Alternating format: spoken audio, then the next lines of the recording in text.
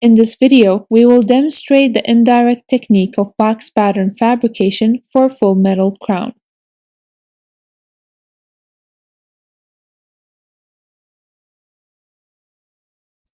The casts are mounted and adjusted on a semi-adjustable articulator.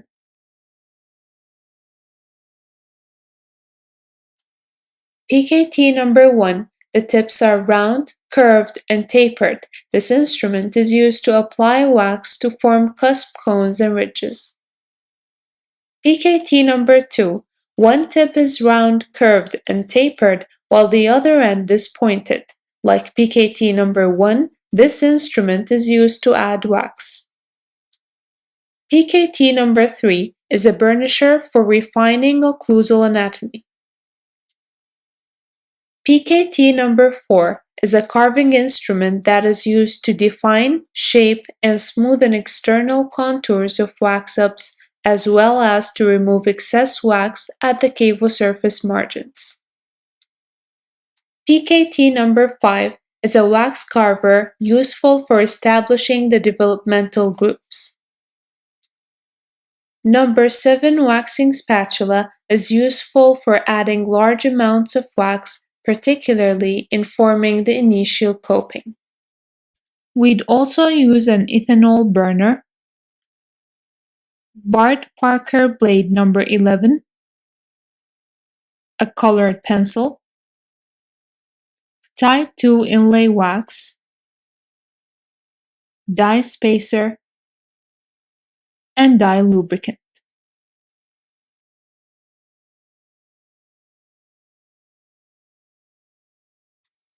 After the dye has been trimmed, the finished line should be marked with a sharp red pencil. Note that the side of the pencil tip is used to keep the line width to a minimum.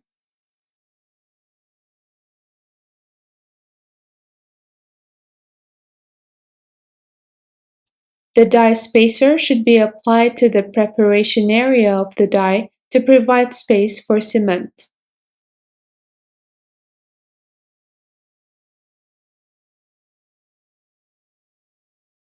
Care must be taken to keep the material at least 1 mm away from the margin.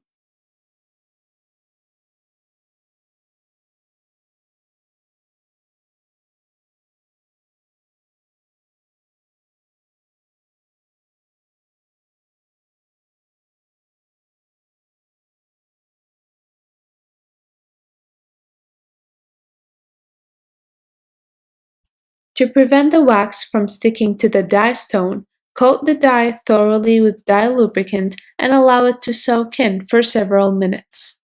Apply the lubricant onto the proximal surfaces of adjacent teeth and onto the opposing teeth as well. If the surface of the dye appears dry after this period of time, repeat the application. Remove any excess lubricant with a gentle stream of compressed air. Waxing should not begin until the lubricant has soaked in completely.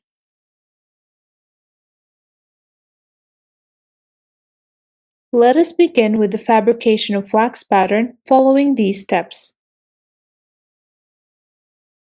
There are two methods to fabricate a coping, either following the add-on technique using a hot number 7 waxing spatula, or we dip the dye into a wax bath, which is a small metal container filled with molten wax. In this video, we will follow the dip-in technique to develop a uniform thin initial coping on the dye.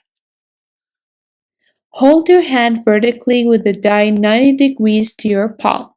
Support your hand on the dipping pot and swipe the dye in a curving motion so the wax flows around the dye and through the V-shaped preparation. Dip the dye just below the margin. Now withdraw the dye slowly. Stop just before the tip of the dye leaves the wax. The wax will pull away from the tip of the dye and leaves only a small dot of excess wax. Next, we're going to remove wax that has flown beyond the margin using a carving instrument.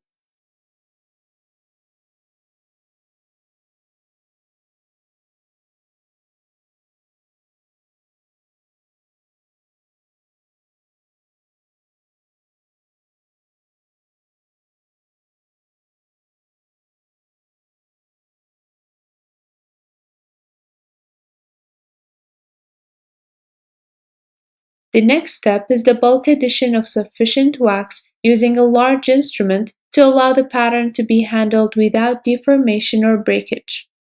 Heat the tip of the instrument adequately by passing it through the flame. Pick up an increment of wax and reheat the shank of the instrument. We will add wax circumferentially and on the occlusal surface. Then trim the wax back to the margin so the coping can be removed and evaluated. Wax should be allowed to cool thoroughly before the coping is removed from the die. This is done by maintaining a constant light grip on the pattern by the thumb and forefinger of one hand while applying pressure against them with the thumb and forefinger of the other hand, which also holds the die. The die is pulled from the pattern by bending the fingers of the left hand. Very gently lift the pattern and check the internal aspects to ensure an adequate registration of the necessary details and place it back onto the removable die. At this point, adjust the coping as necessary to be completely clear of the opposing occlusal surfaces. To ensure that the finished restoration will have adequate proximal contact with the teeth adjacent to it, the wax pattern should be slightly oversized mesiodistally. The best way of achieving this is to remove a small amount of stone from the proximal surfaces of the teeth on the cast on either side of the prepared tooth. To control the amount of stone removed, blacken it with a pencil. Then use a laboratory knife with a sharp number 11 blade to scrape off the graphite.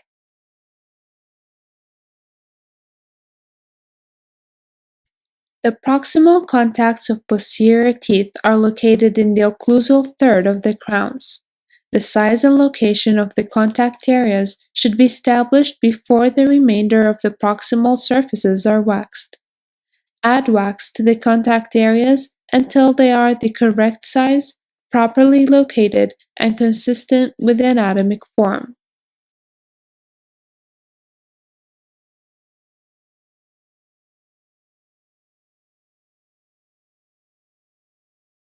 The buccal and lingual surfaces should be shaped to follow the contours of the adjacent teeth.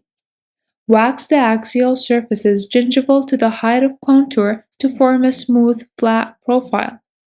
Add wax to join the axial and proximal surfaces and smooth them, paying particular attention to the location and shape of the mesial and distal transitional line angles. Shape the middle third of the axial surface using the adjacent tooth as a guide. The tooth surface gingival to its height of contour, called the emergence profile, is usually flat or concave. The location of the height of contour is particularly important.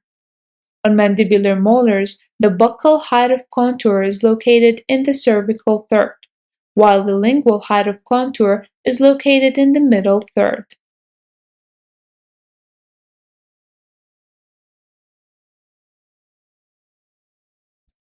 Shape the proximal surfaces gingival to the contacts to the correct contour. The proximal surfaces of natural teeth tend to be flat or slightly concave from the contact area to the cemento-enamel junction, and any restoration must reproduce this feature.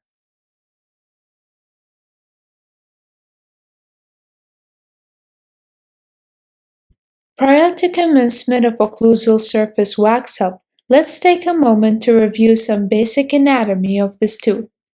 Remember that mandibular first molars have 5 basic cusps: mesiolingual, distolingual, distal, distobuccal, and mesiobuccal. The central groove is not a straight groove. It tends to zigzag through the occlusal surface as it moves around the triangular ridges. The developmental grooves separate the cusps from each other and from the marginal ridge. The triangular ridges Form supplemental grooves that point up towards the cusp tips.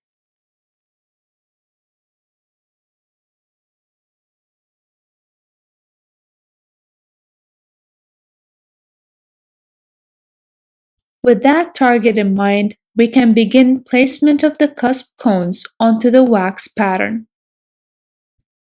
In this video, we will demonstrate the establishment of cusp to marginal ridge scheme. To help you visualize this, close the articulator and check the occlusion on the other side. The unprepared tooth has its contacts in the marginal ridge areas and central groove of the opposing tooth.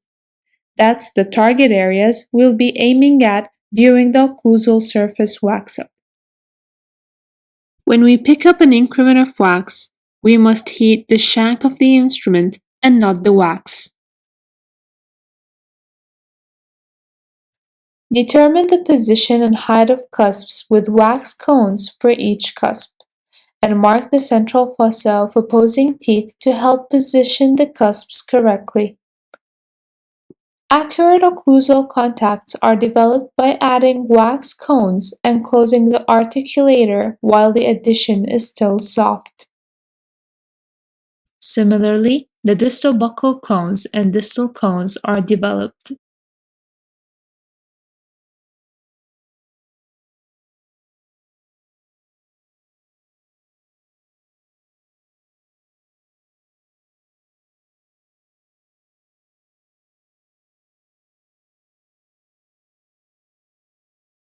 This step is applied to the lingual cusps as well.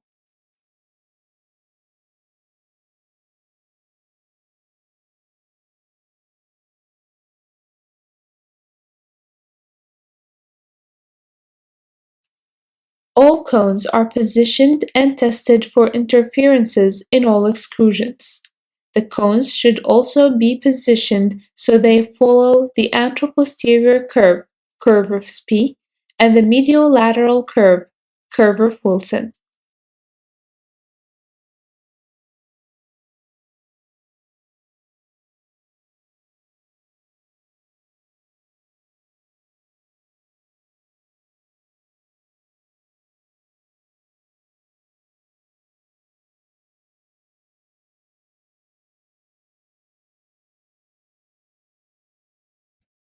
Give each cusp a triangular ridge that runs toward the center of the occlusal surface.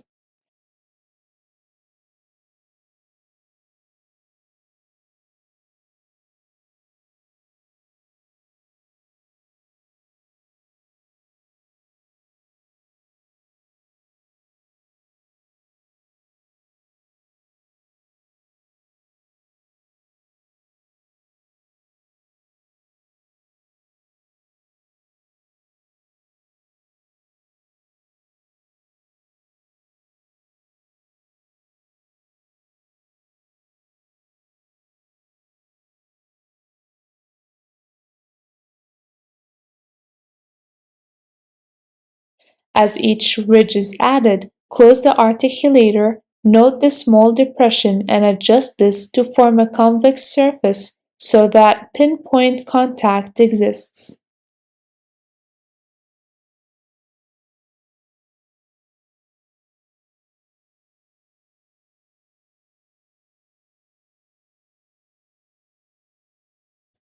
Place buccal ridges on the buccal cusps by applying wax from the tip of the cone to its base. This will produce the outline of the final contour of the buccal surface.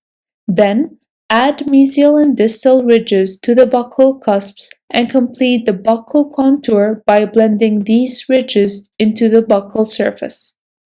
Check the inclines of these new ridges for compatibility by moving the articulator through excursions. For the construction of the marginal ridges, wax is placed to connect the mesial ridge of the mesiobuccal cusp to the mesial ridge of the mesiolingual cusp. This is repeated on the distal ridges of the distal cusps.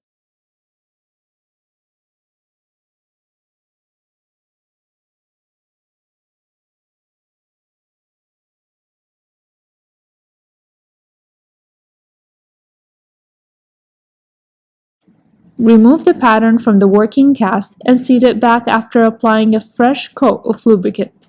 Remelt the entire marginal periphery with a hot PKT number 1, making sure the wax is melted through to the die.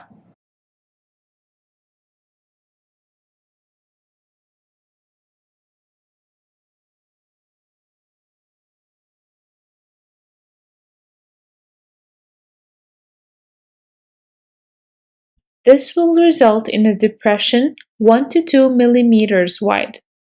Eliminate the depression by adding wax using a hot number 7 waxing spatula.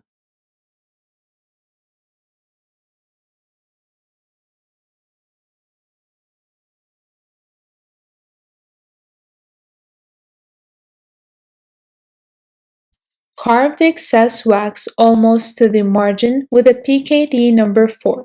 The purpose of finishing is to provide a smooth surface for casting.